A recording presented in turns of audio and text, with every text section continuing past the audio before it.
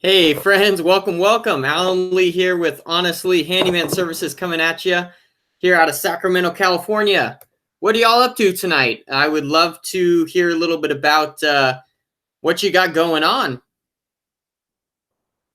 Alan Lee here. I would love to get to know you. So let me know what your name is, where you're from, and if you have a handyman business or not.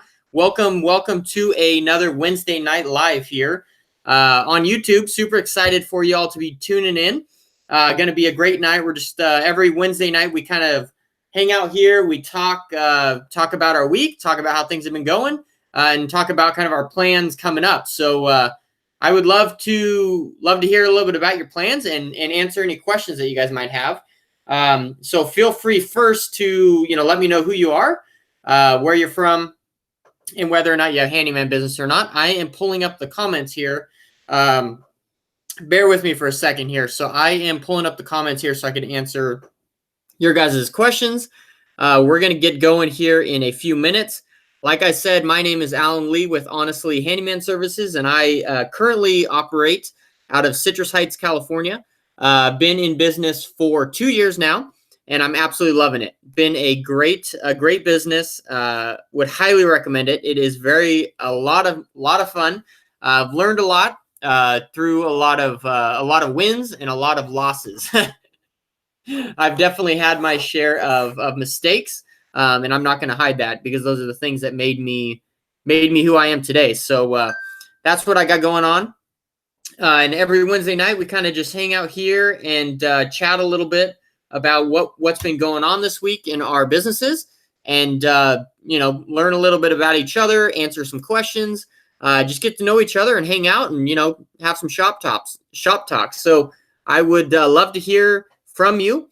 If this is your first live stream, let me know that in the chat forum here, and we'll just get all chatting here.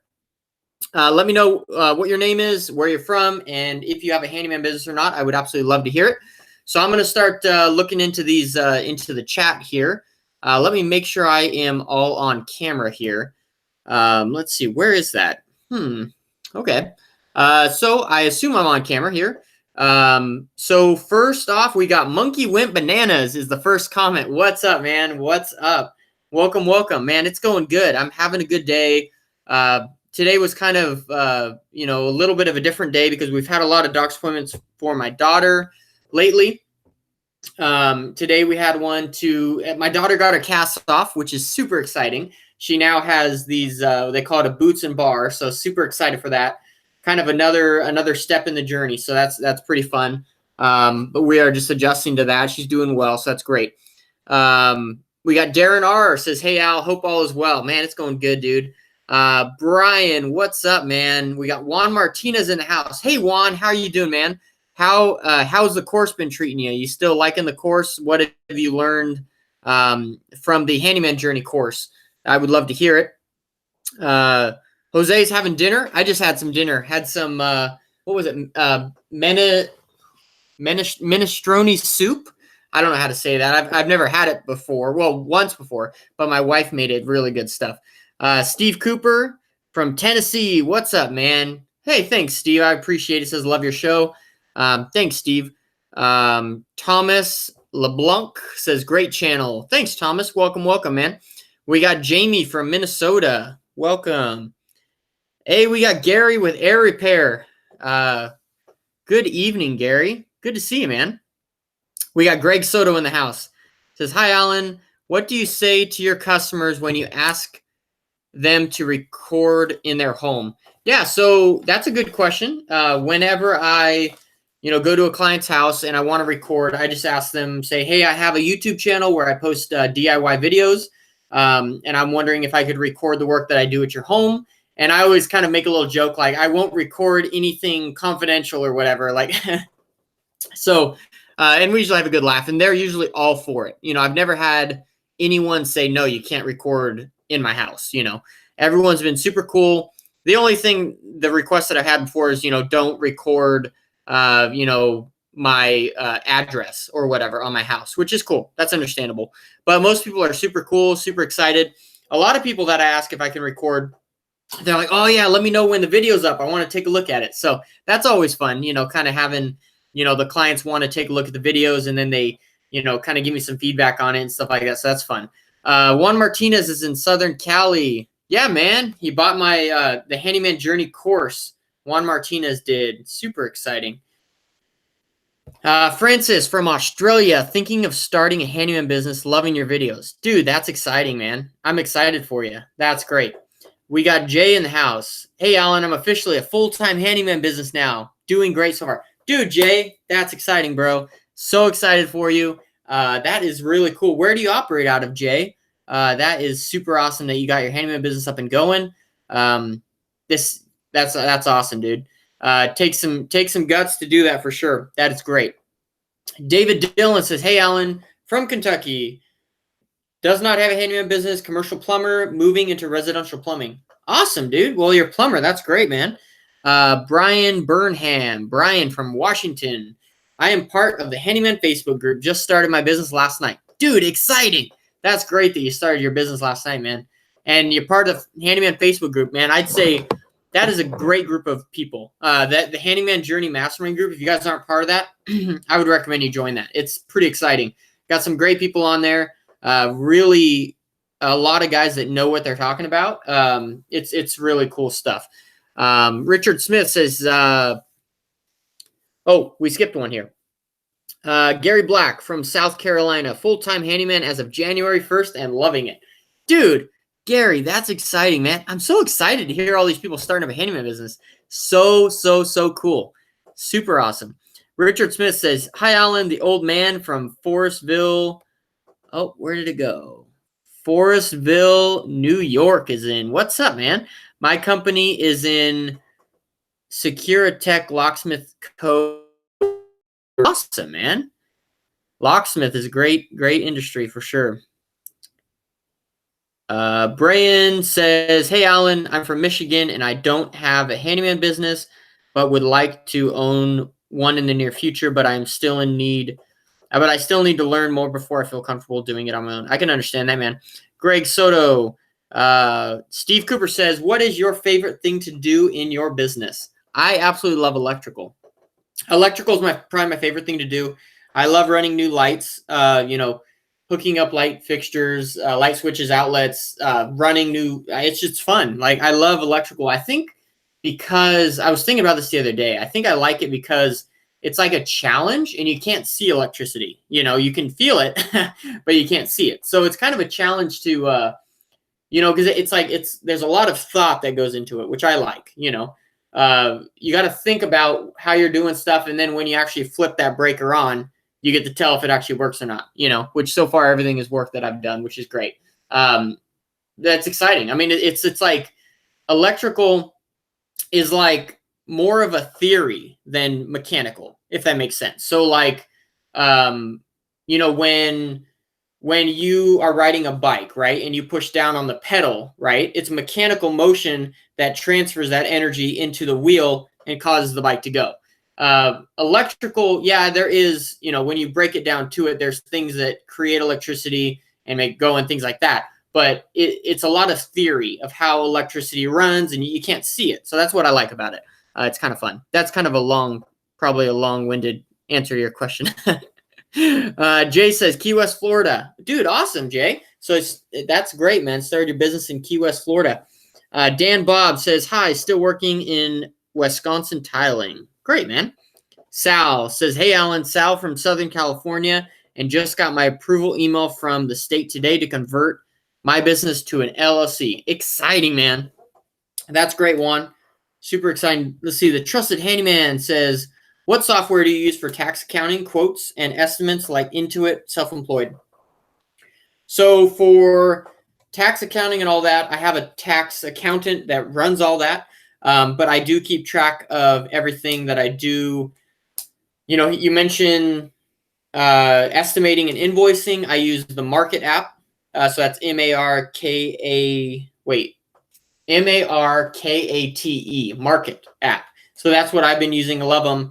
And then I keep, receipts and all that. And then I keep scrupulous notes in Google Docs of, what I spend, what I make, where the money goes, things like that. Brian says, do you do painting? I do not do painting. I guess I paint some stuff, but not a whole lot of stuff for sure. But I do some painting. Yeah. So if you guys have any more questions, I would absolutely love to answer them. Specifically, the things that I'm interested in is, pricing handyman jobs, marketing handyman jobs, and actually doing handyman jobs, of course. So those are the things that I'm passionate about, and I would absolutely love to answer them for you. If you guys haven't yet, feel free to like this video, give it a thumbs up. That really helps this video get seen by many more people. And I also have a giveaway running right now. If you guys haven't seen it yet, the video that I posted, not this morning, but the video I posted on Monday, is actually a giveaway for hitting 10,000 subscribers. So I wanted to say thank you to all y'all for helping us hit 10,000 subscribers. Absolutely insane. So I'm doing a giveaway. I'm giving away an RZ mask. Actually, this RZ mask right here, I'm giving away this guy. So if you want to win an RZ mask, and I'm also giving away, Pro 4 Show earmuffs, and then safety glasses. So I'm giving away all these things. You got to check out that video that I posted on Monday, and I will definitely hook you up with that. So like this video, and also check out the video from Monday, as there is a giveaway that's for you guys. And if you guys don't check it out, it's your loss if you don't win. So pretty exciting. And let's see. Let's get back to the comments here. Marilyn Young says, hey, Alan, how do you schedule your jobs with customers? Do you give the customer a time window, i.e. I will be there between 11 a.m. and 1 p.m.? No.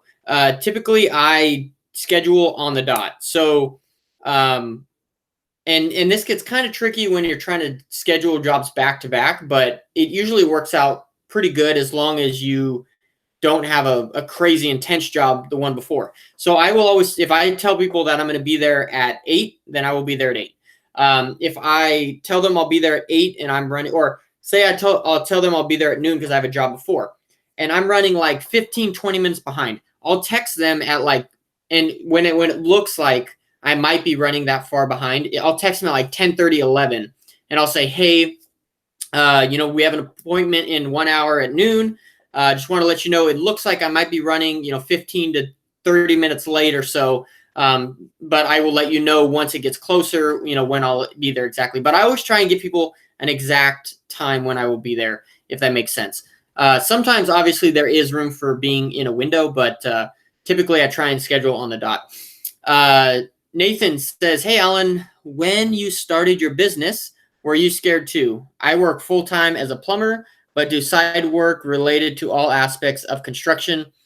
What was your first step going on your own? Nathan, great question. Yes, I'm still somewhat scared. I don't think the scariness will ever really truly go away. There's always a fear factor in everything you do, and just like tonight, I met with Frank. We went over checks, and there's one customer that we did a pretty hefty bill for that lives back in like Maryland or something. She has a rental house here, and so we have to email her an estimate, or email her an invoice. I already paid Frank for that job, and she hasn't paid me yet. So that's kind of the limbo there. It's like, well, I got quite a bit of money waiting to come in. It's already gone out to Frank, but I'm waiting for it to come in, to cover mine. So there's always, not really fear, but there's always, I don't know, anxiousness. I don't know, whatever you want to call it.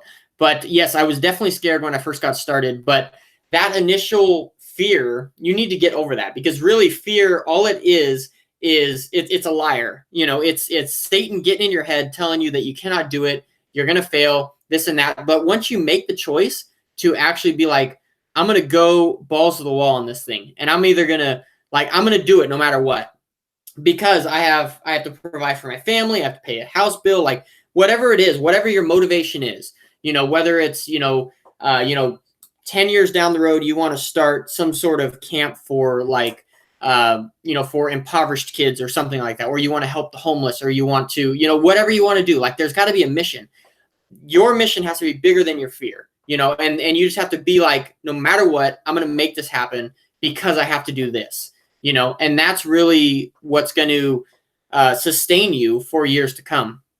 So yeah, there's always a little bit of fear in there, but you always have to keep your eye on your goal, and you have to figure out how you're going to get to that goal in spite of this fear. So yeah, that's again probably a long-winded question, but that was a great question because I think, being scared comes with the territory. And I personally feel if what you're doing isn't scaring you a little bit, then you're not doing enough. If you are completely comfortable, you are most likely complacent. And if you're not advancing, you're dying. That's at least the way I feel. At my previous job, I was all hunky dory. I was doing a great job, making a good paycheck, getting good benefits, get 401k. Everything seemed cool, but I was like complacent where I was. I was not pushing myself to do more, do better, help more people. But that fear somewhat lights a fire under your butt and is like, I got to do this. You know what I mean? Because it's like, I don't have a paycheck to sit back and rely on. I don't have a 401k to rely on. I don't have benefits to rely on. It's me. I got to make this happen. You know what I mean? So that fear, if you can change it up and turn it into something positive that propels you into the future, you're going to make a difference in this world. That's what it's all about. So, so my first step was just that. And I'm going to be talking about it in my video that I'm posting tomorrow, is that fear and how that's really your first step. Your first step is getting your brain together, getting that fear in its correct place in your life. And for me, it's lighting a fire under my butt. That's where fear belongs. You know what I mean? But if I let fear hover over my head and push me down, I ain't going to go nowhere. It's got to be under my butt, lighting me up. You know what I mean? Like, that's what it's all about. That's kind of a weird analogy, but that's how I feel, Tim, okay, let's go to the next comment. That's a great topic, and I love hearing, man, you got me going. Sorry. Tim Johnson says, I started as a handyman in 2000, and I still do handyman jobs, but mostly I do contracting now. Awesome, Tim. That's great. Where are you located, Tim? Are you in California? By any chance? I would love to connect with a contractor here in California. Let's see. Jay says, my first major project is building an outdoor sales booth, and I'm loving it. It's basically cabinetry and carpentry work. Man, it's so much fun. Dude, that's awesome, Jay. That's great. Rick says, do you work for realtors? I have. I've worked for a few realtors. I don't really like it. They aren't the best customers. Marilyn says, do you ever have issues on your jobs with mean dogs? If so, how do you handle it? I've never had a mean dog on any of my jobs. I'm trying to think. Most dogs are pretty nice. No, there was one job where it was like this. Oh, yeah, there's one job. Okay. So these clients that I go to quite often, actually, they're really nice people, live up the hill. They have this little dog, like probably like this big. And this dog is super nice, but when you leave, this dog turns into like a crazy machine and just tries like, yip, yip, yip, yip. It's a little yippy dog, but it goes crazy and it'll bite your ankle as you walk out. So they got to like have it on a leash or whatever. And they try and take it on a walk whenever I'm there. But this dog's cool, but for some reason it hates it when you leave the house. Anyone, even the owners, when the owners leave the house, it bites them like crazy. So that's my only, Hometime Handyman Services says, do you like to work with wood, building furniture? I never really have built much furniture. The only thing I've really built out of wood that is furniture-like is I built my wife a hope chest back when I asked her to marry me. That's how I asked her to marry me. And so that was kind of the first thing I ever built out of wood. That was a lot of fun. I don't know if I would enjoy it doing it full time, but it might be something that's feasible, maybe, I built my trailer out too, so that was fun, but no, I haven't really built much furniture, I guess. Brian Burnham says, what did you, when first starting out with jobs you were under experienced in? So when I was under experienced in a job, I would straight up tell them. I would tell the client, be like, hey, I'm confident that I could do this job, but just so you know, I don't have much experience in this job. So but I'm more than capable. I believe that I can do this. And oftentimes, most every time actually, when I've told people that, they trust me and they let me do that. A good example of this is I posted a video a while back. I think it was called "I Don't Know What I'm Doing" or something like that, and it was just kind of a play on words. But anyways, I was doing a concrete job, a little concrete job, first concrete job I've ever done, and it was fun. I was completely transparent in that video. Check it out. It's a vlog that I did here on this Honestly Handyman YouTube channel a while back about kind of not knowing how to do something and kind of how I address that, how I use, mentors to help me to figure out what exactly to do and how I did it. So I talk a lot about that issue in that video. So I would highly recommend you check it out, because I believe that true wisdom is not having all the answers, but it's knowing who to call or where to go to find the answers. That's what true wisdom is. So one big thing that's really helped me out with that is the Handyman Journey Mastermind group. That's really helped on Facebook, because there's so many guys on there. I think we got like 1.4K people in that group, and it's just full of wisdom. Absolutely insane. So cool. Let's see. Sal says, do you have a set percentage? Do you have a set percentage you use to mark up materials? So Sal, that's a great question. We talked about that last week, and I'm actually going to be doing a very in-depth video on my markup strategy for materials. But I actually have it here on my computer. The way that I mark up materials is basically a matrix. So a lot of people do a flat markup for their materials.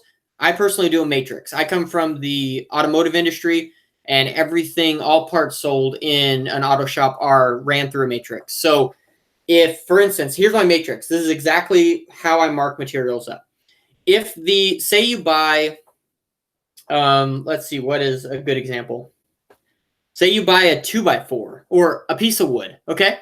A piece of wood for a job, and it's $0 to $5. You mark that up. I mark that up 59%. If it's $5.01 to $15, I mark it up 70%. If it's $15.01 to $25, I mark it up 62%, and so on. Anything $100 and greater, I mark up 41%. So as you can see, the markup for smaller parts, it's quite a bit, 70%.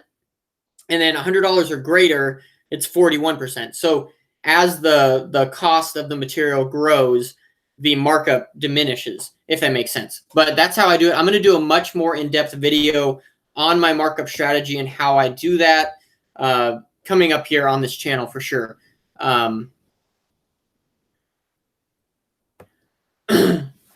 Marilyn says, what do you tell customers when they want to negotiate on your price?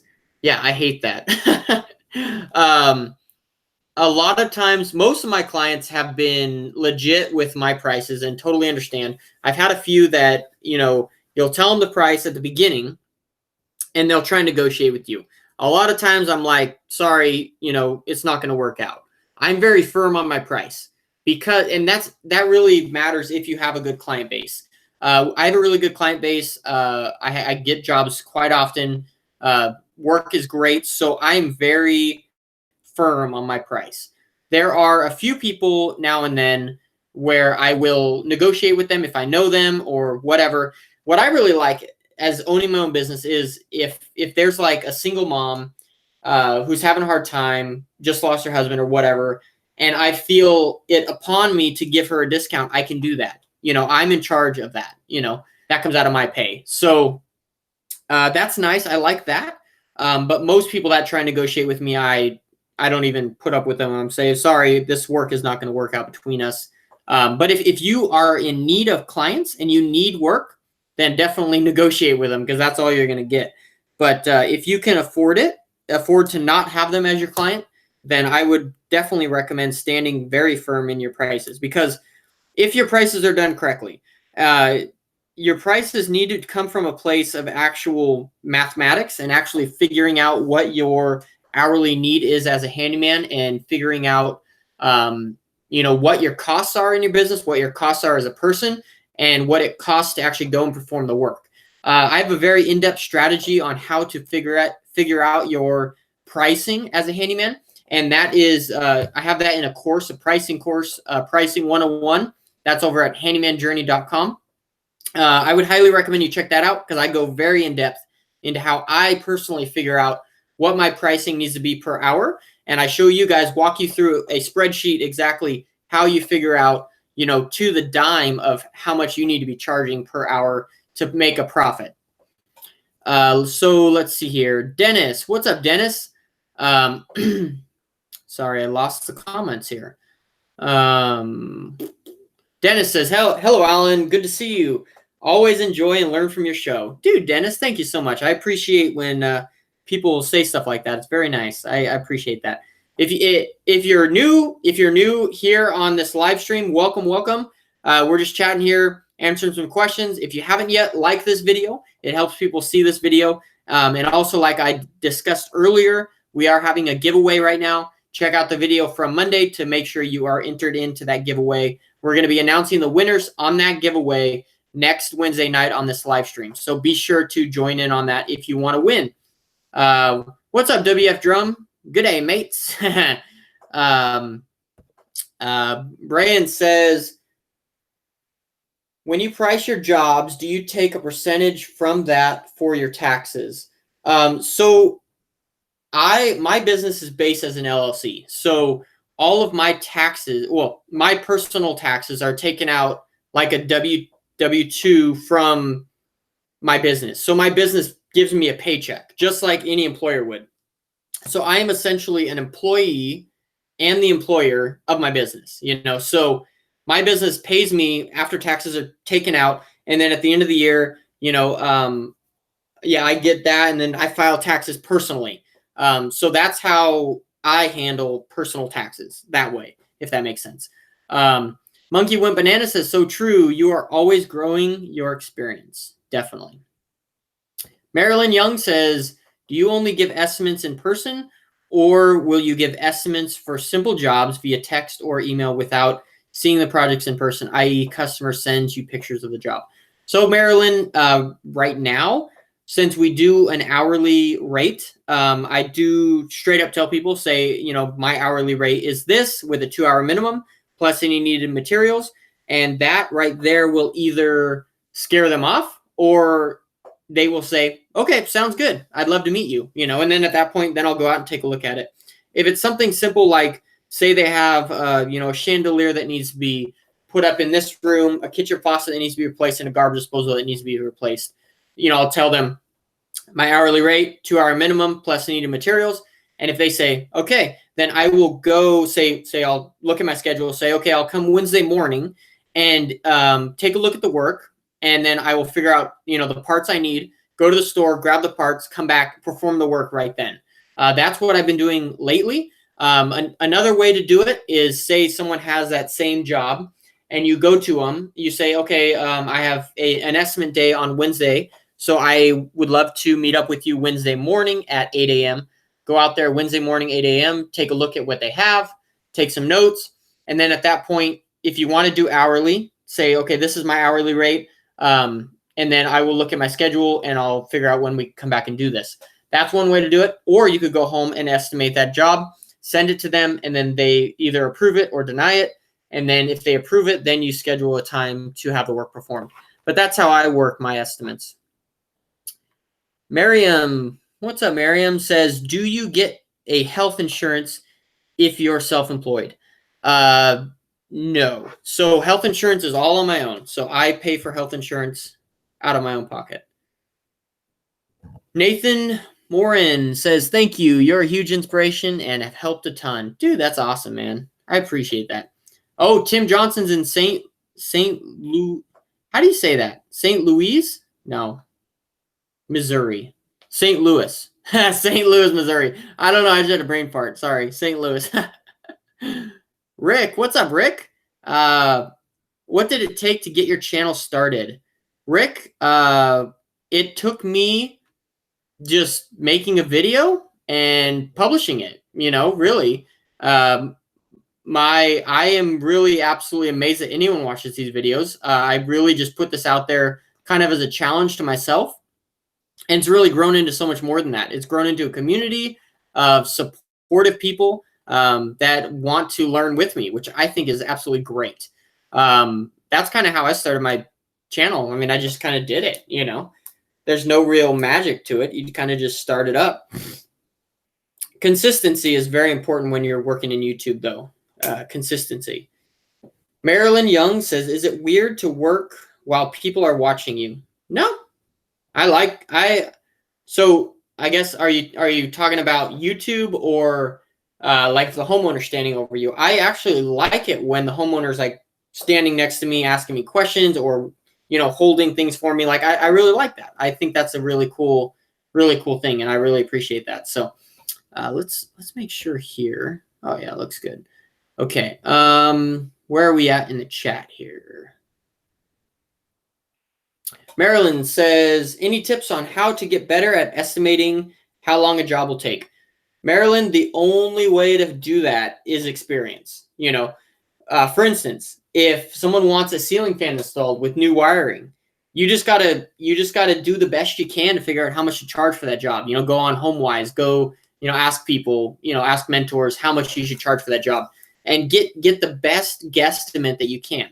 And when you do that job, say you quote a ceiling fan job for $180, and you do the job, and you realize that this job took like forever, and it was just the worst job ever. You know, then you're gonna realize, be like, looking back at it, you'll be like, oh, I underbid that job, or I overbid that job. It was super easy. Like, and then that will let you gauge the next time. So estimating is really a trial and error type thing. I mean, that's the only way you're going to do it, you know, but that's the way to start for sure.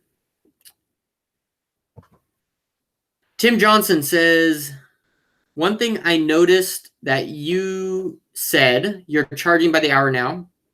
I got away from that a long time ago when I made prices for each item. Example, kitchen faucet install, $100. I like that. That's pretty good idea for sure.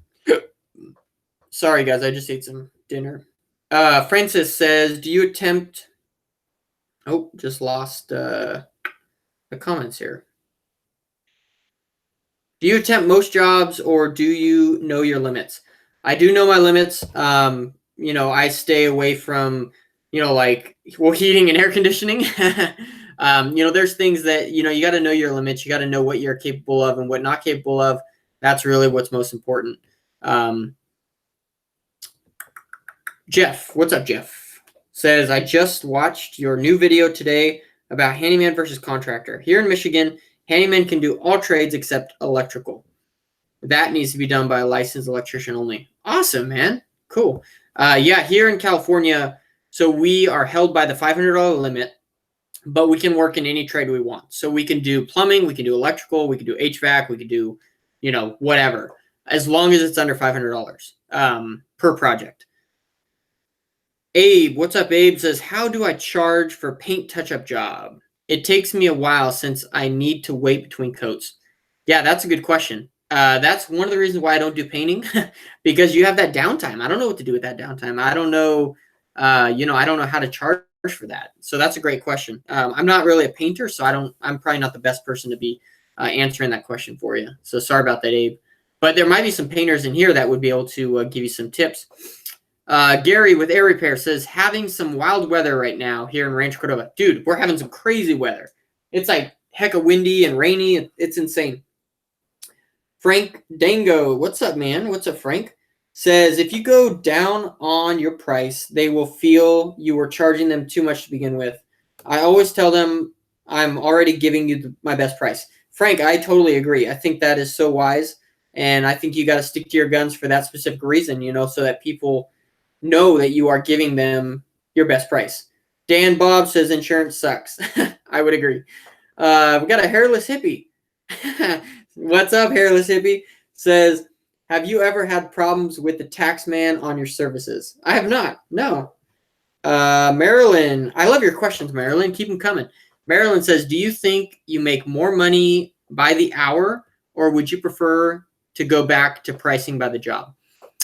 Marilyn, that's a good question. I've been tracking that lately, and it's been very interesting.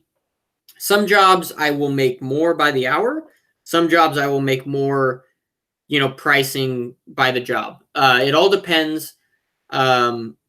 I feel like it's a lot easier to price by the hour and a lot easier in my mindset because I'm not having to do a bunch of research on all these pricing for jobs and things like that and worry about including materials into that, or pricing by the hour plus materials just makes way more sense for me because I just tell people, bam, this is the price, and we just get it done. You know what I mean? So I think you could make more money pricing by the job. It's a little bit more headache and work on the other end. So you might be, so I think you might be able to make more money, actually doing the work by the job. Well, I'm sure you probably could. But hourly, you are saving all that time that you would be investing into creating that estimate. So I don't know. It's catch-22, Sal says, since you pay yourself from the business, do you 1099 that income for your personal taxes and then have an accountant do the business taxes? And thank you for sharing all this. It helps so much. Dude, you're very welcome, Sal. So no, I do not 1099 myself. I get a W-2 every year from my business. So the only person that gets a 1099 would be Frank. Frank is an independent contractor of Honestly Handyman. So I send him a 1099 and he pays his own taxes. I do have the accountant pays my business taxes. Yes. Well, he doesn't pay them. He files them. I wish he paid them. Jeff says, do you charge different service call rates based on distance? For example, I charge $80 within the city, $100 for Plymouth, Northville, Westland, and Garden City, $120 if I go to Dearborn. Yes, so true. If I do charge, so my hourly rate is $90 an hour. If someone is, more than 20 miles away, I'll charge them $100 an hour, definitely. So let's see what we got here. Hey, Monkey Went Bananas just did $10 to the channel. Thanks, Monkey. I really appreciate that. That helps so much. That's going to help us get some more content out here. I really appreciate it. So thank you so much for that, Monkey. Sent in $10. I appreciate that. Thank you. Thank you. Dan Bob says 5 hours with homeowners, eyes down your back sucks. Agree with Dan. Some people don't like it. Some people don't like it. It depends on what the homeowner. I mean, if the homeowner is like really, worried about what you're doing, then it sucks for sure. Darren R says, once the homeowner starts looking over your shoulder and getting in the way, I put them to use. Yeah, I agree. Pete the Handyman says, have you picked up any new tools? What's your favorite? Hope the family is well. Pete, thank you so much, bro. I love hearing from you, Pete. The family's doing great. My daughter just had, she had her cast cut off today, and she got braces put on, so that's super exciting. Probably the newest thing that I got, which I'm excited about, let's see here, is actually an RZ mask. And I'm actually giving away this RZ mask on a giveaway that I posted on Monday. But this is my personal RZ mask. They sent this to me as well to test out for the channel. So I haven't gotten to use it yet, but I've worn it. Pretty sweet. So this is probably my newest tool that I'm really excited about. RZ mask. Looks pretty sweet. I'm really excited about using this thing. It looks pretty exciting. It feels really comfortable. I'm excited to put it to use. It's got these little interchangeable filters, so I'm looking forward to it. I think that's gonna be cool. That's probably the newest thing I have. And if you guys in the video I posted Monday, I talked about putting an office in my garage. Converting my garage into an office. I would love to hear what you guys think about that. Do you guys think that's a good idea? Do you think it's a bad idea? What do you think about the plans that I had for that? And if you guys don't know what I'm talking about, you could go back and watch that video from Monday and see exactly what I was talking about in regards to that video or in regards to the office in there. So let's get back to here. Sorry. Elmiro says, can I get a hold of you personally through email or something? I have some interesting business questions. Yeah, for sure. Send me an email at handymanjourney@gmail.com. That is the email for this. Abe says, where can I find handyman laws? I'm based in New York. So what I would recommend is going to your local city hall and asking them, what the contractor handyman laws are in your state, and they will definitely send you to the correct place. And then now, so Monkey Went Bananas, I really appreciate that $10. That really helps a lot. Thank you so much for that. Frank says, what is HomeWise? I've heard you talk about it a few times. So if you go to homewise.com, I'll write it here in the chat forum. If you go to homewise.com, it'll kind of give you tips and ideas of what to charge for certain jobs. Hey, Frank Dango, thank you so much, man, for $2. I appreciate that, dude. Frank, that's great. Thank you guys so much for chipping in some money here. This is really going to help. I really appreciate you guys going to help, improve this channel, get things off the ground. Thank you guys so much for your guys' monetary donations. I really appreciate it. Marilyn Young says, "Ha, I'm glad you aren't getting tired of all my questions. I really, really, really appreciate all of your advice." I love questions, man. What is the number one challenge you face as a handyman? The number one challenge I face, let's see. What is the number one challenge I face? That sounds like it'd be a good topic for a video. The number one challenge I face as a handyman. I think it might be what we talked about earlier. Kind of like anxiety, fear, stress. The work isn't really challenging. I enjoy the work. I love the work. I love a challenge. So if something is challenging to me, I love it. So if new work, I love it. If it's a challenging job that I've never done before, I'm excited about it. Yeah, probably the most challenging would just be the stress that goes along with it, which isn't, it's nothing compared to what I've had before in my previous jobs. It's really great. I love it. So I don't know what my number one true challenge would be. I think currently, the number one challenge would probably be the fear of advancing. I have this desire to advance my business and get employees and grow it, but there's that other layer of fear of well, if you get employees, then now you got workers' comp insurance and all this crap.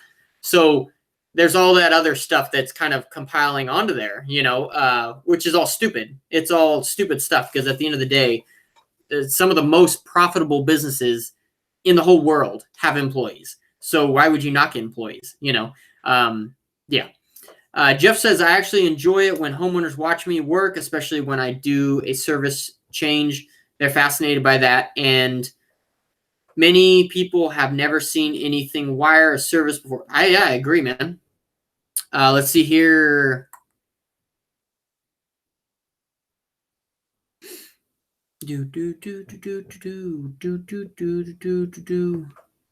Hey, Juan Martinez. Okay, we will do this.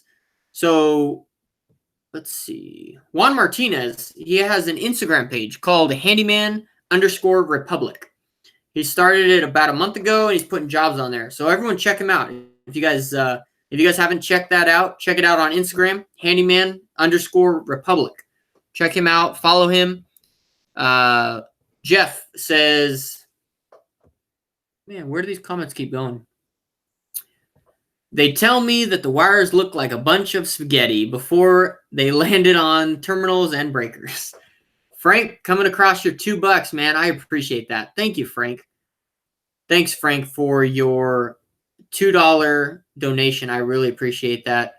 Dan Bob says 13-hour day today. Can't win them all. Thanks for company. For sure, man. Brian Gonzalez says number one challenge, getting customers to want to pay me $90 an hour. Honestly, well, you might be in a different area, maybe it can't support $90. I don't know, but that's great, Brian. Aaron Facino says, do you pay yourself as a W-2 employee working for your LLC, or do you simply disperse profits to yourself? No, W-2 employee. I'm a W-2 employee of my LLC. Yes. Kenny Pruitt says, I get 95. Exciting, man. I'm curious, what is your guys' biggest challenge in your handyman business or plumbing business or contracting business? I'd be interested to hear, what is your guys' main challenge, concern, whatever in your handyman business. I would love to hear it. I kind of expressed to you kind of one of mine, so I'd love to hear yours. What's your main challenge? And because it's kind of interesting as a band of people, all handyman contractors, to kind of talk about what we're scared of, what challenges us, what, maybe brings us a little fear, and how we can take that fear from hovering over us and put it under our butts to light a fire under our butts to propel us to do more. Like, that's what it's all about. So, yeah, what challenges you guys? Kevin Bradley says, how did you go about finding good help? I find myself always having to stop doing what I'm doing to show someone how to do something, and it takes away from my time. Did you train someone or hire? So, Kevin, if you've been following my videos, I have an independent contractor. So he's not an employee. He's an independent contractor. His name is Frank. Super great guy. Very knowledgeable. Super blessed to have him on my team. I met him probably 5 or 6 years ago. We worked at an auto shop together, and he's a great guy. So just ever since then, we've stayed friends. And when he heard that I went off and started my own handyman business, he was really excited about that. And a little bit after that, we tried it out, with him working for me part-time. And it was great. It was fun. And we were making some money together. It was really good. So then we decided now we're full-time together. So he's full-time with me. So it's been great. Been a lot of fun. So that's how I found Frank, and he's a super knowledgeable guy. Of course, I have a lot of learning experiences. I mess up on a lot of jobs, and so does Frank, and that happens. But at the end of the day, it's the jobs that you learn from are really the jobs that make you a better handyman and a better person. So that's one thing that I really love and appreciate about Frank, is that he is willing to stick out jobs, even if they're going south, to figure out how he can get them going in the right direction. And he doesn't just stop there. He learns from himself. So he will, maybe have something go wrong, but he will learn and document that kind of in a library in his brain. I really appreciate that about Frank, is that he is always about learning and advancing and becoming a better handyman, which I really, really appreciate. And those are the kind of people that I want on my team. At the end of the day, I really don't care. If someone came up to me today and had super ambition, wanted to learn with all that they had, and were ready to make a difference, make a change in this world and get things going. And yet they didn't really know too much about being a handyman, I would definitely hire them. I would take them under my wing. I would train them as best I could. I'm still learning myself. That's what life is all about. It's all about learning. It's when you think that you know it all that you don't know anything. So I would take someone with high ambition over someone with a big ego and a lot of skill. I would take the person with very little skill and high ambition any day over the person with a lot of ego. So that's what I look for. Hey, Serge is in the house. What's up? Hey, you're still on. Noise. Sup, Alan? Hey, man. Yeah, everything's going great, Serge. Good to see you, man. Brian Gonzalez says, nice. I'm not landing customers unless I'm bidding in the $50 to $60 range. Yeah, that may be your clientele and kind of what your area can handle. Yeah, there's nothing wrong with that. Sorry, guys, I'm getting behind on comments here. Wow, you guys are asking a lot of questions. I really appreciate it. Elmiro says, thanks, Lee. I got the email address. I will email you sometime, maybe tomorrow. Really appreciate your help. Awesome, man. Well, I will definitely get back to your email eventually. It may not be this week. It may not be next week. I'm pretty far behind on emails, especially for this YouTube channel, because I got a fully functioning business going on. So Juan Martinez says, has anyone asked to see the receipt of the materials? Anyone challenged what the charge is for materials? No, I've never had anyone challenge that. So that hasn't really been a deal. Marilyn, does anyone ever complain about the markup on materials? No, I've never had anyone complain about that.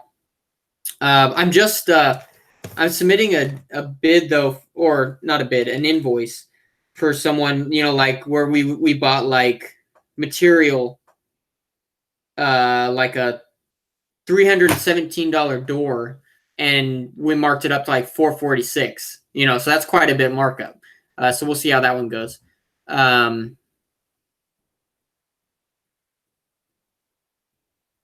Okay, Brian says, good one, Juan. Do you tell the customers you have a markup? Do they get bothered by that? I don't think I've ever told customers that I have a markup. I've never been asked. But I think if I was asked, I would definitely tell them, yeah, I have a markup. Just like everything else is marked up. When they buy, when they go to the auto parts store and buy a battery, that's marked up. O'Reilly is not selling you that battery for what they bought it for. That would be stupid, so everything in this whole world is marked up unless you're buying it directly from the producer. Like I would say the only way, well, even then, I mean, you're going to get some sort of markup because so I used to own a farm. I used to raise chickens and we used to butcher the chickens. We used to sell the chickens. And when people would buy the chickens, there wasn't necessarily a markup, but there was a labor cost involved in butchering the chickens, bagging the chickens, putting labels on the chickens and then all that. So we weren't just charging them for the price of the chicken. We were charging them for everything that went into the chicken to get it ready for them to eat, if that makes sense. So that is essentially a markup of some sort. So there's always going to be a markup. So say we produce chickens, right? We mark it up a little bit, for, our labor, our bagging, labeling, whatever. And say we were to sell it to a third party and then they were to sell it, to the consumer final, So say we were Purdue Farms, Purdue Farms, say they sell their chickens for, $2 a pound. They sell it to Walmart for $2 a pound. Walmart then is going to sell it for, say, $3 a pound. They're going to have a markup on it because every time it changes hands, every time you handle something of value, it should be charged markup. That's just how things go.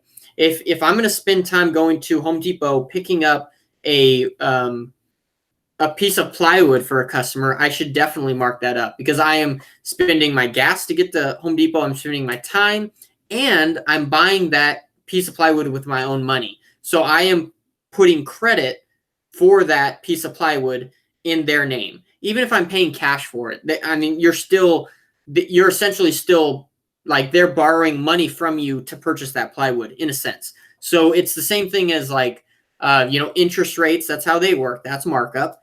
All these things so markup is a thing of life. And that's something that people they may give you flack for it, but at the end of the day, that's how the world works is markup, Great question though. Great question. Juan Martinez says, do you take credit cards? What company do you use? Yes, I do take credit cards now as of 2 weeks ago. So super excited about that. I use Square to do credit cards. And the reason I did that is because I had some people that, it would take them a while to pay, So, and that wasn't an issue when I was by myself. But now that I have Frank, I'm cutting him a check of, $1,500 every week or so. And there's, $400 of that is unpaid because I'm waiting for a check, from clients or whatever. If I could charge credit cards, yeah, they take a certain percentage, the Square does. I'm still getting that money right away. So I'm getting that $400 right away. And then I'm giving Frank his $1,500 or whatever it is per week that we end up paying him, So it works out well with the credit card because the little bit of percentage that I get charged is well worth it to get the money right then, if that makes sense. We got Mr. Nico Time. What's up? How's it going, man? Serge says, our biggest challenge in Houston is selling basic jobs. Tell someone to replace a toilet for $90 and never hear from them again. I can understand that. Definitely. Juan says, my biggest fear is talking to the first customer. Dude, I can understand that. But once you talk to the first one, that's going to lead to the second, make it way easier to talk to the third. And talking to the fourth is going to be a breeze. So you just got to get over that first hurdle. But I totally feel you, man. Kenny Pruitt says, challenge is trying to keep the job smaller so it doesn't turn into a week or a month of working at one house. Yeah, I agree, man. Dan Bob says, you pay health insurance or your biz pay it and you write it off. currently I pay for my own health insurance. Don't know if I'll continue to do that because the business might. I don't know. We'll see. Marilyn Young says, "Do you ever take bigger jobs that would keep you at a customer's house for a week or longer?" No, Marilyn. The longest job I've ever taken, maybe a day. A day and 2 hours. Like you come back the next day just to button it up a little bit, but never longer than that. Darren R says, if the money is good, then why not take a job which lasts a week? You definitely could. If the money is good, then definitely. But for me, I like change and I like things always new. So, for instance, I like being at a new place every single day. That's just fun for me. Some people like being at the same place for a week or two. That's fine too. But it's all about your personality and what you think about that. Sal says, did you have a large client base already when you quit the automotive job? No, I did not. So I had just a few clients when I quit my automotive job.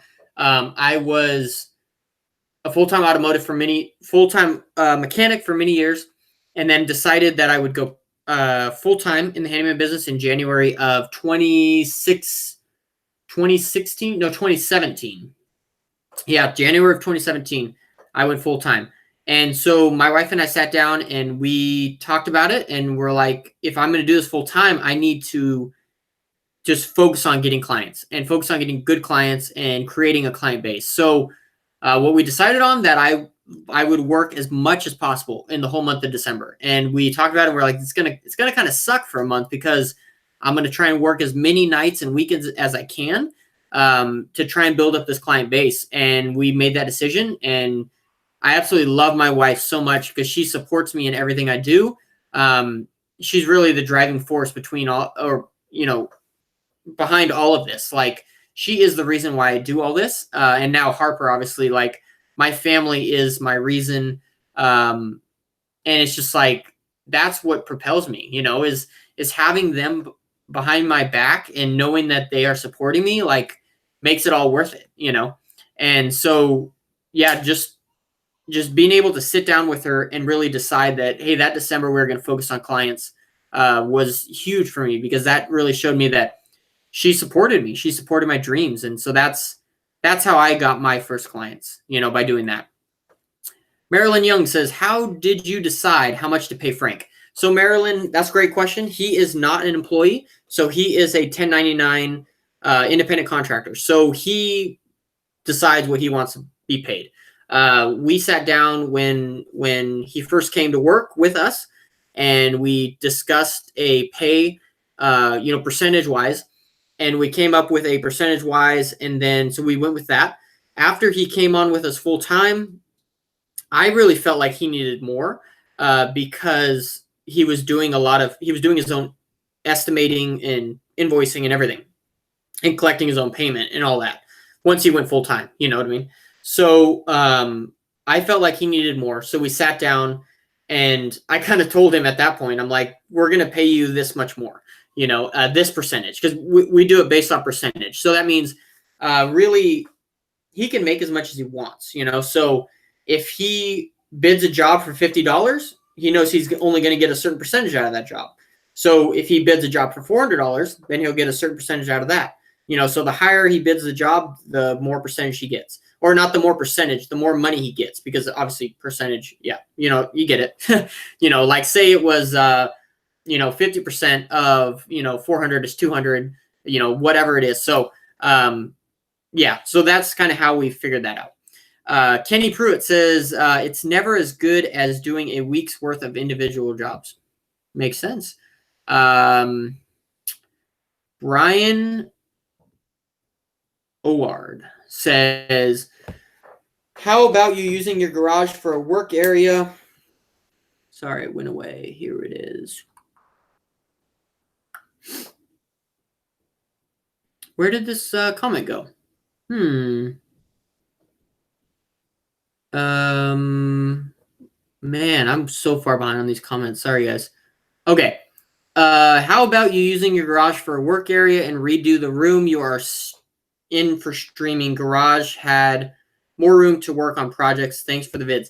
Yeah, so that's a great idea. That was one idea, is we could redo this room, but we have a heart to do foster care. This is currently a 3-bedroom house. So we have our master, and then we have the nursery for my daughter. So this room here is going to be the foster care room. So this room needs to be completely clean. I can't have my office in here. A foster kid needs to have their own bed, their own dresser, their own closet. So I need to be out of here, basically. So I need to figure out something for an office, because this is going to be the foster kids room. So that's what it's going to be, and that's why we can't redo this room. So I either need to move into the garage, I need to build a shed in the backyard, I need to do something to relocate this office. Because right now, this room has been the office on this section, and it's kind of the guest bedroom over here. Kind of a little janky, but that's how it works. But once it becomes a foster room, according to California law, you cannot have your office in the kids' room. You can't do that. The kid has to have their own room, which totally makes sense. So that's what my thought is. So that's why I came up with the idea to do it in the garage. Hey, Sal, thank you so much, man. Thanks for the money, dude. Sal just donated $20. Dude, you guys are extremely generous. I really appreciate it. Sal says, I love this. Time is money. Thanks for your help. Sal, I appreciate it, man. I appreciate people that understand that time is money. At the end of the day, I really want to and desire to help you guys, each and every one of you. What changed my life was deciding to make this step, this leap into being an entrepreneur. And I want to help you guys with that as much as possible. So I really appreciate you guys that understand that. And Sal, that's amazing. $20, dude. That's exciting. I appreciate you, Sal. Thank you so much for donating that $20. That is so great of you. Thank you so much. Thank you all so much who have donated tonight. Just insane. You guys are awesome. Rick says price per hour is really dependent on the median home value in your area, then on how busy you are. If you are busy, your confidence sells higher jobs. I agree, man. Elmiro says I started watching in the middle, so I saved it for watch later to finish, but I have to go. So thanks again from Tucson, Arizona. Holler if you come down here ever. For sure, man. Peace out, Elmiro. Thanks for tuning in, man. Kenny says the average house in my area range from 280,000 to 5 million. Holy cow. Jeff says, are there certain kinds of jobs that you don't want to do in the wintertime? For example, I hate cold weather, so I am no longer going to do any more new construction wiring jobs in the winter. I can understand that, man. It sucks when you're doing jobs that require really small work with your hands or fingers in the freezing cold, because it just sucks. You can't get your fingers to work correctly. So yeah, working in the cold just sucks. It makes you not want to do anything. I really like working in the house in the winter. So yeah, that's my preference. Jay says, my biggest challenge is to convince my clients that I am a real business, licensed and insured, and have expenses. And I'm not one of those drunks and druggies running around with tools. Jay, that's great, man. And I appreciate that mentality, because that is one of the biggest things that you have to overcome, is people don't see you as a real business. But you have to look the part. That was one of the reasons why I got this uniform, was I wanted to look the part. When people saw me, they didn't just see some guy in a t-shirt. They saw a businessman. They saw a guy who was ready to work. One time I met a new client, and I was wearing this shirt, and he answered the door. The first thing he said to me, he says, wow, you look like someone who's ready to work. And I'm like, exactly. Let's do it. You know what I mean? I'm not here to mess around. I am here to help the client, with their issue that they have at their home, and I'm here to make money. That's what I'm here for. So that's what I would say would be my recommendation, is look the part. But that is a challenge for sure. Kenny Pruitt says, I just did a fence pressure washing and staining in 30-degree weather. Ugh, that sucks. Jeff, Another issue is daylight savings hours. I won't do a service upgrade in winter, not only because I hate cold weather, but there's just not enough daylight hours. I agree. I hate daylight savings time. It sucks. Abe says, how do I build a relationship with a property manager owner for more job opportunities? You just got to be nice to them, be kind to them, be understanding, be willing to work with them. People who have a lot of work, you have to understand that and maybe cut them a little break sometime.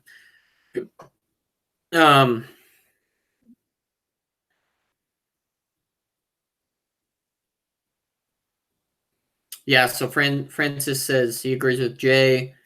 Marilyn says, do you charge the customer for the time to go and get the materials for Home Depot at $90 an hour plus the markup? No. So if I'm going to mark up materials, then that is not part of the $90 per hour. So I go and get materials on my time, and so I start the job when I get to their house. If I charge them to go to Home Depot, then I don't mark up the materials, if that makes sense.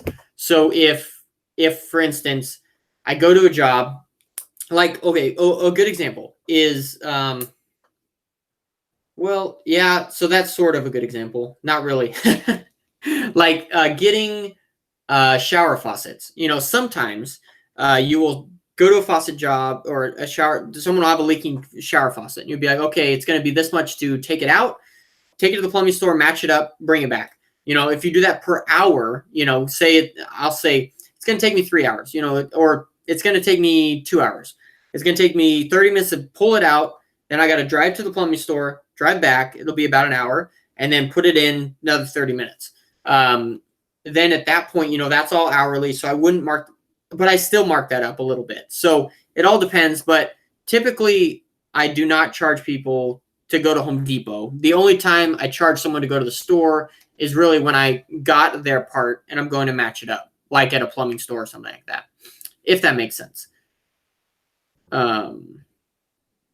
Hey, Kenny, we'll see you, man. Thanks for tuning in. I really appreciate all your input tonight. I've been doing time charge labor hourly for running to store. Okay.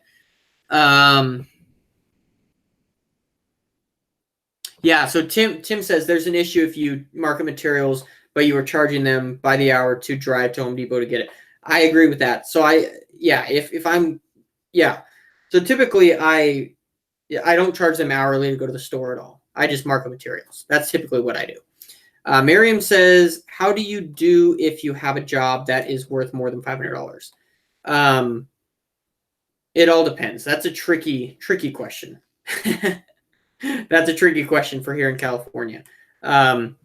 Let's see.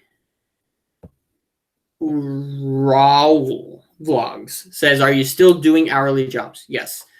Fanny says, do you have to put not a licensed contractor on all advertising? I do not. Let's see. Oside says, I'm really trying with my apprenticeship under a pro handyman, but he only pays me $100 a day, and sometimes it's 12-hour days because he isn't that organized with scheduling or parts. What do you recommend? So if you shouldn't do $100 a day flat. I mean, if it's an 8-hour day, $100 a day, is fine, whatever you decide on. But if it's $100 a day for 8 hours and he holds you for 12 hours, he should pay you more than $100. I mean, so instead of doing it by day, do it like by hour. That's what I would recommend. Dan Bob says, smaller the job, mostly more money. Raul says, how old are you? Guess how old I am? I am 30 years old. I am 30 years old. That's how old I am. What time is it? My wife just came in. So I think I don't know how long I've been on here. Let's see. How do you get back to the Hangouts? Oh, there it is. Sorry, I'm doing this live a little bit different than usual. It doesn't tell me how long I've been on. Cool. So I don't know how long I've been on. I think I started this around 6:40. So maybe an hour. I don't know. It doesn't say. Nowhere it says. That's really weird. Okay. Frank says, will you be able to write off your new off on taxes? I don't know what new what. Do you do any advertising? Yes, I do. I just started up Facebook advertising, actually. Juan Martinez says, got my business license, started my site, handymanrepublic.com. Got Google My Business, started Instagram, and I'm getting my insurance tomorrow. Ready to start, and I'm so nervous. Juan, that's exciting, bro. I'm super excited for you. That is great, Juan. And good luck to you, man. That's so exciting. MJ100K says, do you ever consider adding mobile mechanic services to your handyman service? Nope, I do not. I don't have any desire to work on cars.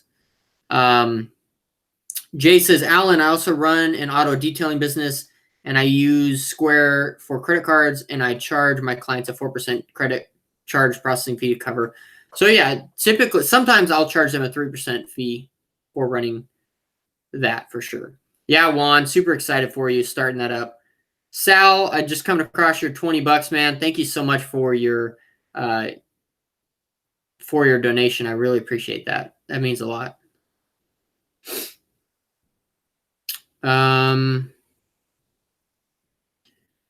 Just got done for the day, long day, and it didn't start until 1 p.m. Sacramento's rainy, for sure, bro. Brian says, sorry, I didn't know that. Awesome that you were going to foster. Thanks, man. What type of business insurance do you currently have? I have general liability insurance. Hey, Sean, what's up, man? Could you give us a rundown on the process of running your business? Yeah, what in particular? What hours, start and finish time do you generally work each day? Do you work nights and weekends? I do not work nights or weekends, although Frank does sometimes. That's his prerogative. He can do whatever he wants. He's an independent contractor. I've been on for 70 minutes. Thank you. I got to get going here shortly then, guys. I got to get running. If you haven't yet liked this video, it helps this video out. Also, I mentioned it earlier. I just want to mention it again. If you haven't yet, check out the video from Monday, because I'm giving this mask away right here, this RZ mask. If you guys want to win this RZ mask, check out that video from Monday. I'm giving it away, so be sure to tune in on that. Let's see. Do you ever advertise in non-conventional ways? For example, on Sunday, I go to open houses and do quick electrical inspections. No, I've never done that. That's a good idea, though. I didn't recent rain slow the fire? Yes. We need to do lunch. Dude, for sure, man. I'd love to do lunch. That'd be great. Got to go, but thanks for your input and answering questions. See you on the next video. New video coming out tomorrow morning, guys. It's going to be a great one, so check that out. Keep up the great work, Alan. First live chat I make it to. Hey, Oscar, that's great, man. So I got to get going, y'all. I really appreciate everyone and all of your questions that you've had. I've appreciated everyone who has donated money on this video. You guys are absolutely amazing. I thank you guys so much for being on my team, and thank you guys so much. I really appreciate y'all. So, yes, I'm going to get going. Darren R. says, Alan, you seem so tired. Have a good night's rest. Man, I hope I get a good night's rest for sure. So, thank you all so much. I will send, here's my email right now, handymanjourney@gmail.com. Did I spell that right? handymanjourney@gmail.com. That's my email. Email me. I love to chat with you. I may not get back to you in a week or two, but it'll happen eventually. Yeah, Aaron, I'd love to meet up with you for sure. All right, guys, I'm out of here. Thank you all so much for tuning in. I appreciate each and every one of you. If you aren't yet, join the Handyman Journey Mastermind group. And also check out the Handyman courses that are on handymanjourney.com. We got a lot of great courses on there that can definitely benefit a lot of people and have helped a lot of people in the past. And just like we heard from, Juan Martinez tonight, he took my course a few months ago. and he is now ready to start up his handyman business. So that's super exciting. So check that out, handymanjourney.com. Thank you all so much for tuning in. I will see you guys on the video tomorrow. And remember, if you haven't yet watched the video from Monday, to join in on that giveaway. So thank you all so much for tuning in. I hope you guys have a fantastic night, and I will see you all tomorrow. So thank you all so much. Again, I appreciate each and every one of you. Have a great night, guys. Bye.